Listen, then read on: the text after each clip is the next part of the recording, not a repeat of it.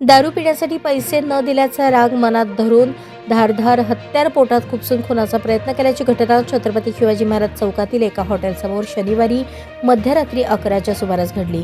यात युवराज नारायण आवले वय 40 राहणार बुधले गल्ली भवानीपेठ हे जखमी झाले आहेत.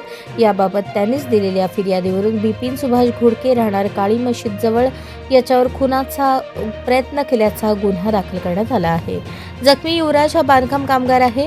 आरोपी बिपिन आणि युवराज हे दोघे मित्र असून त्या दोघांमध्ये वारंवार वाद होत होते. शुक्रवारी रात्री युवराज यांना आरोपीने दारू पिण्यासाठी पैसे मागितले, परंतु युवराज यांनी पैसे देण्यास नकार दिला. शिवाय दारूही न पाजल्याने त्याचा राग मनात धरून आरोपीने फिर्यादीस थांब तुला खलास करतो असे म्हणत त्याच्या जवळील हत्याराने पोटावर वार केले. तेव्हा युवराज याने हाताने अडवण्याचा प्रयत्न केला, तरीही हत्यार पोटाच्या डाव्या बाजूस खुपसले. यातून गंभीर जखमी झाल्याने उपचारासाठी हॉस्पिटलमध्ये दाखल करण्यात आले. घटनेची माहिती मिळताच पोलीस घटनास्थळी दाखल झाले. रविवारी दुपारी घटनास्थळावर फॉरेन्सिक टीमने भेट दिली.